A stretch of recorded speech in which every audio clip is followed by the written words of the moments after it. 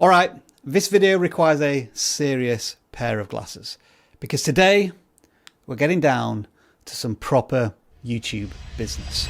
So to monetize a YouTube channel, you need 1,000 subscribers, which is pretty easy to understand, right? But then it gets a little more complicated because you've got two options. You could try and get 10 million YouTube Shorts views in 90 days, which in my opinion sounds very difficult. That's silly. We won't talk about that today. So we're back to 4,000 public watch hours in 12 months, which is no easy feat in itself. The fact is, YouTube is hard, and 3 or 4 months into a creator's journey, they start to realize this. I saw a post recently from a creator who said, despite going to law school and passing the bar exam, YouTube is the hardest thing they have ever done in their life. That's really quite a sobering thought, isn't it? But having said that, it's not impossible because we're still all here creating videos, right? So if we were to teach you one thing, the most important thing about how to get 4,000 watch time hours, it would probably be this.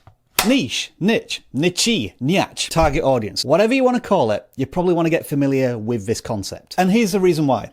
Recent estimates suggest that over 500 hours of content is uploaded to YouTube every single minute. That means that not only is there a lot of competition from other creators, but viewers have a hell of a lot of choice. Now just imagine for a second if you were able to grab those 500 hours of watch time every minute. You'd be monetized in 8 minutes, which is pretty cool, right? But to do that, your content would have to appeal to every single human being on YouTube. And to be honest, that ain't happening. Because as the saying goes, if you try to talk to everybody, you end up talking to no one. And that fundamentally is the big secret to more views and ultimately more watch time. Stop worrying and thinking about all of this and get laser focused on just this. So if you are just starting out on your YouTube journey and you're not really sure what you're doing with your channel yet, here's 3 things to consider when thinking about your niche. The main goal of any YouTube channel should be to build a loyal,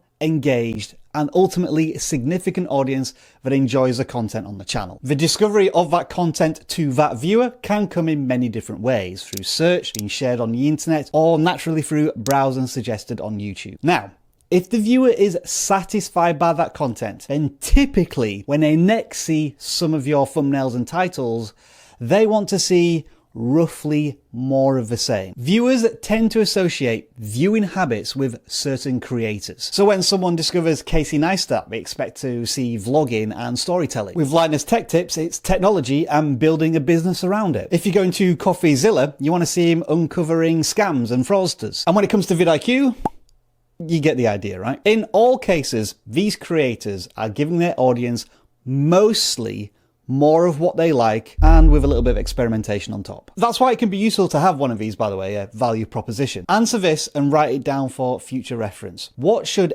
every single video on your channel do for your target audience? And that's what you should do every time you start a new video. Look at that value proposition and ask yourself, will this video deliver this message to whoever watches it? Let me paint you an example. You're a super busy person and you came across a fantastic video about quick and healthy recipes, and you really enjoy what that creator did. But then the very next video the viewer sees from that creator is a 25 ingredients recipe extravaganza that takes 3.5 hours to make. Even that shift within the same video topic, cooking, could alienate that viewer because it's no longer strictly for them. Here's something to try next time you're on YouTube. Go to a creator's homepage and look at their channel banner and videos for 3 seconds. Kind of like this.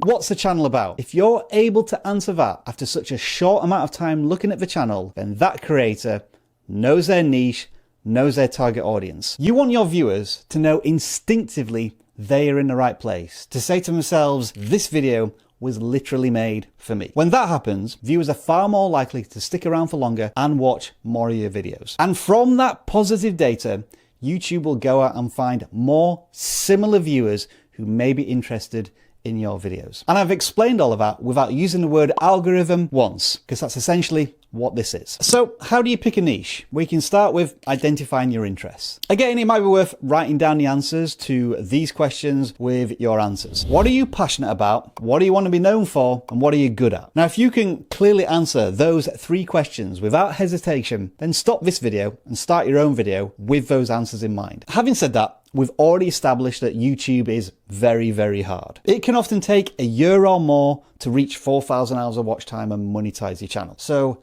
ask yourself this question. Do you still want to be talking about the passion you have right now in 3 years' time? Your niche needs to motivate you enough to wake up in the morning, start filming, and still be excited about the process, video after video after video. If you don't do that, then I'm afraid burnout is inevitable. Now, you don't need to be an expert in your niche, but if you're passionate about your niche, that means you're willing to learn and absorb everything. And as long as you're one step ahead of your viewers, you're the expert. So once you've answered all of these questions and found your niche, your sweet spot, come up with 3 video ideas to kick things off. And at this point, try not to worry about creating yourself into a tiny YouTube corner that you don't want to be in forever. As your channel grows and you become more confident as a creator and your skill set improves, you can start to evolve your niche, evolve your target audience, and evolve the content that you make. Just try not to do hard pivots. Now, we've already alluded to this a little bit, but let's dig into the details. Finding your niche within a niche. This might be a vlogger who focuses on camera equipment, Peter McKinnon, or a tech channel that focuses on, let me get this right, true wireless earbuds.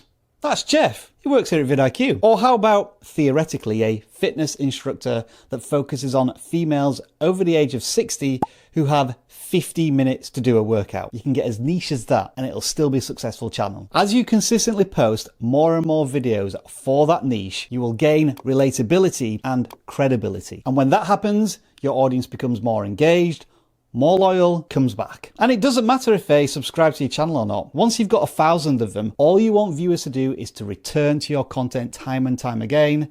That's where the watch time comes from. Of course, out of the YouTube gate, there's likely to be a lot of trial and error, which means that you need to be agile. So yes, here we are talking about pivots.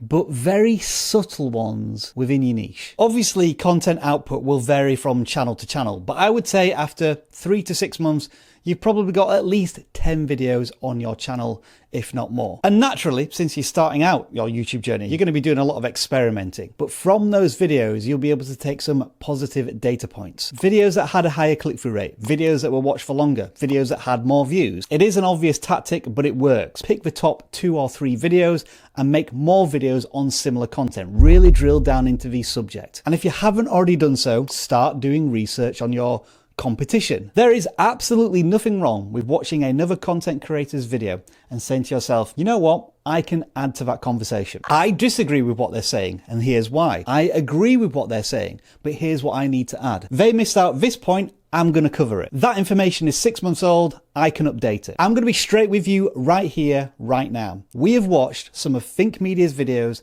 and thought to ourselves, you know what? We can make our own version of that. And they've probably done exactly the same thing to us. And that's fine. It's good to experiment with many different types of videos because in the long run, you need to get good at coming up with ideas. There's nothing worse than publishing a video that's received really well by your audience and then not knowing what to do next. That's a missed opportunity to build on momentum. Oh, and on that note, if you do need help with ideas, the vidIQ app does have an AI idea generator that's based off of your own channel content. So check it out if you need some inspiration, if you're feeling a little stuck. Now then, I need to add a caveat. Passion doesn't equal profit. And that sounds like a Ferengi rule of acquisition from Deep Space Nine. The 9th rule of acquisition clearly states that opportunity plus instinct equals profit. You clicked on this video to get 4,000 hours of watch time to monetize your channel, but your niche may not necessarily pay out a lot in CPMs. You can see on screen now some of the most profitable niches with CPMs between $14 and $21. But remember what we said earlier, if you're creating content that you're not passionate about,